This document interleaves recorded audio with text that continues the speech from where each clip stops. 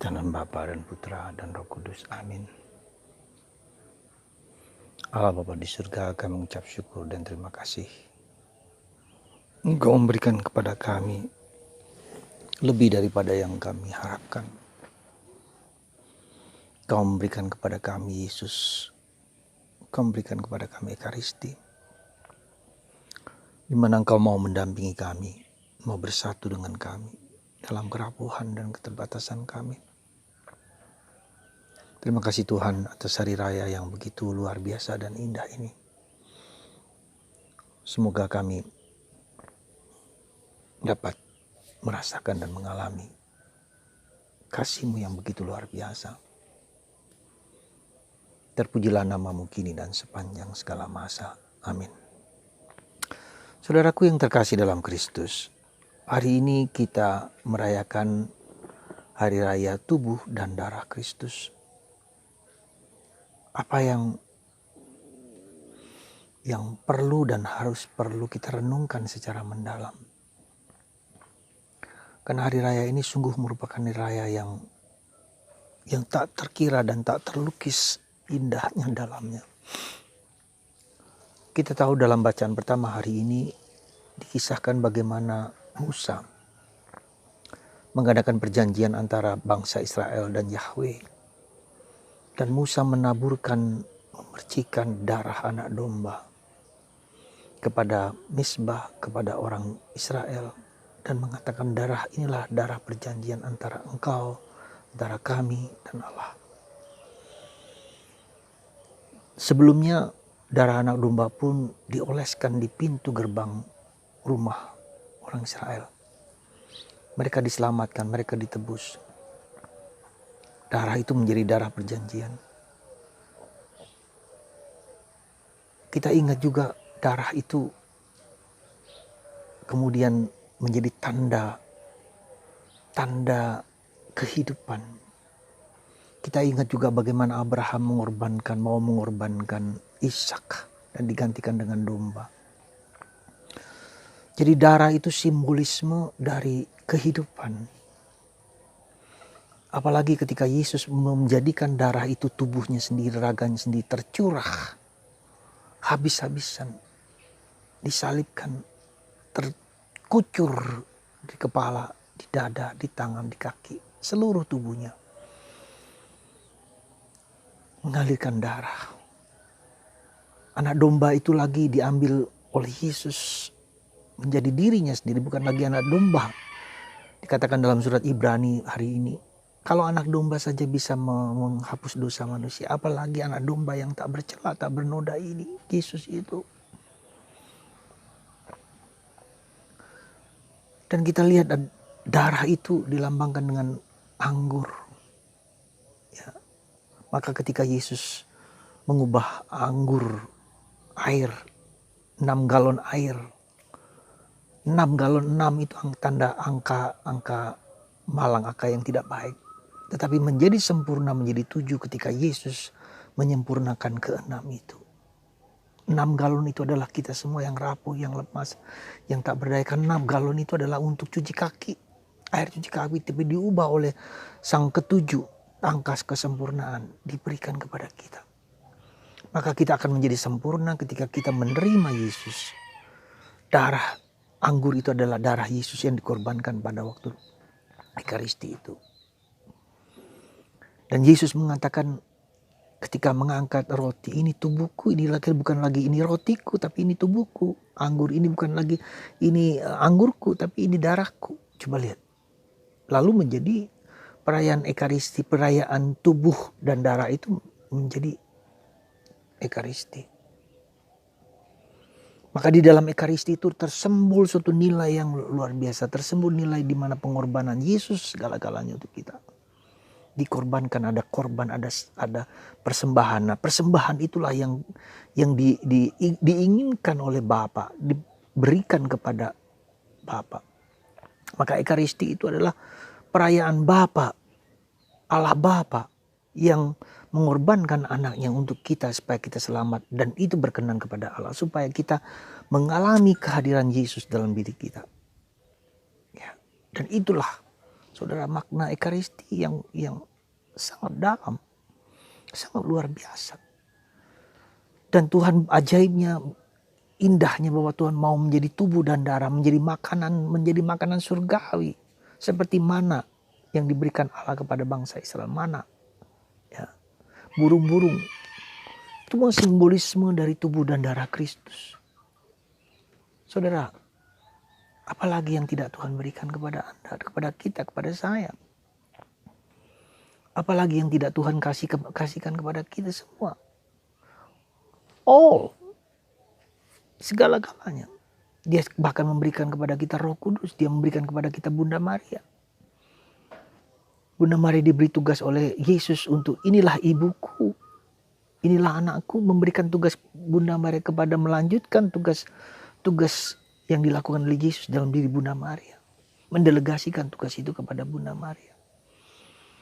Supaya manusia dapat selamat. Dan jangan lupa Allah mengirim putranya menjadi manusia supaya menjadi manusia. Hanya karena Allah dan manusia. Yesus dalam Allah dan manusia yang bisa menyelamatkan kita secara konkret. Ya. Jadi pada saudaraku yang terkasih dalam Kristus, mari kita memahami dengan sungguh-sungguh, ya, perayaan Ekaristi itu sebagai perayaan tubuh dan darah Kristus. Tapi lebih-lebih adalah Kristus. Maka kita menjadi seperti Kristus, dikorbankan. Kita juga harus berkorban. Apa yang dialami oleh Kristus itu harus kita alami, reclaim. Jadi bukan hanya Yesus yang begitu, tapi saya pun harus mengalami seperti itu.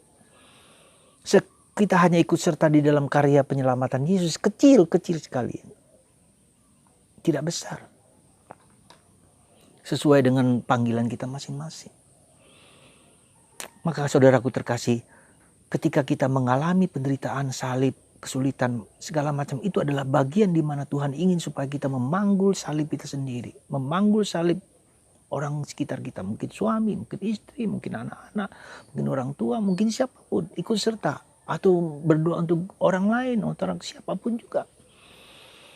Nah, di dalam masa pandemi ini apa yang kira-kira bisa kita renungkan? Karena Ekaristi sekarang tidak lagi seperti dahulu. Online.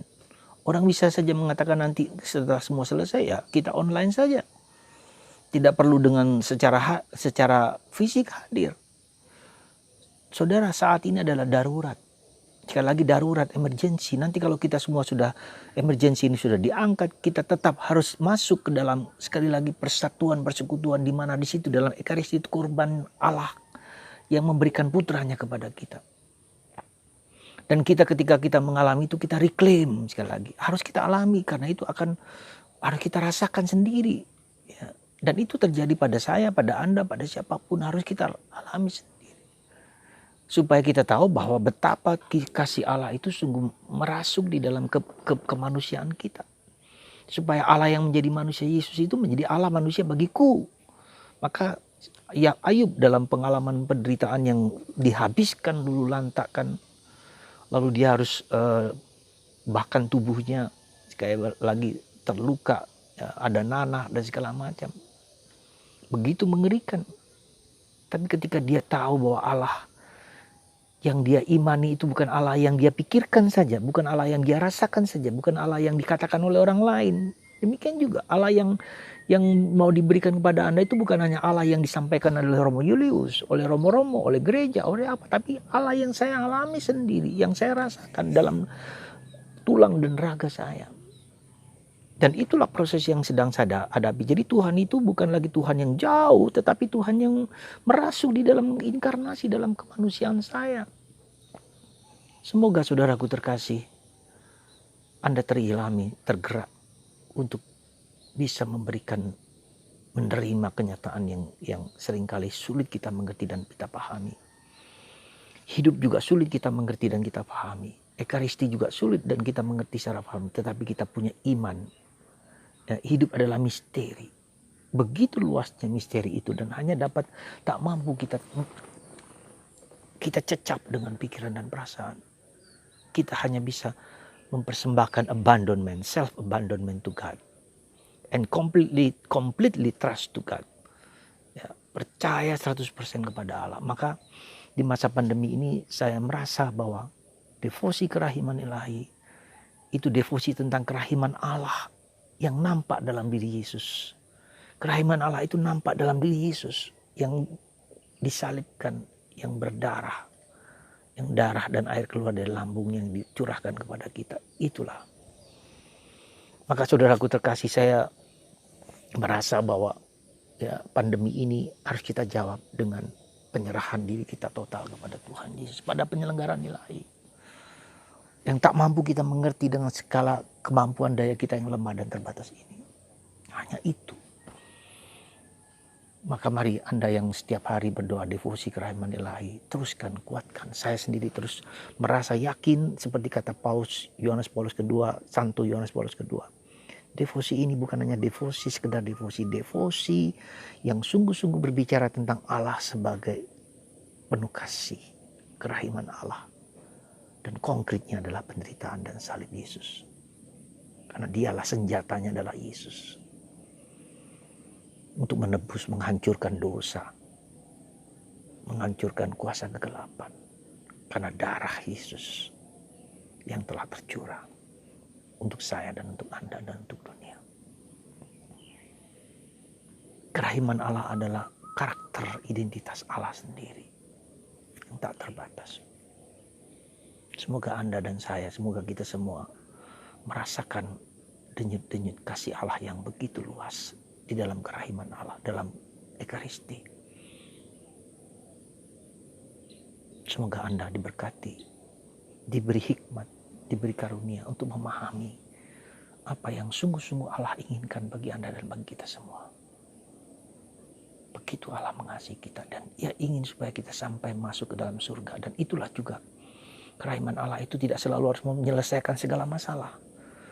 Menyelesaikan masalah ketika kita nanti sudah berada di surga, kita tahu persis bagaimana kehendak Allah itu. Maka ketika kita menghadapi penderitaan dan situasi dunia, lihatlah itu dalam kacamata eskatologis, kacamata keilahian, kacamata keabadian. Nanti semua keraguan, ketidakpastian terjawab dalam bersama Allah. Mari kita kuat dan tekun, tabah. Tuhan memberkati Anda di hari besar ini, menyembuhkan Anda, menguatkan Anda, meneguhkan Anda semua dalam nama Bapa, Putra, dan Roh Kudus. Amin.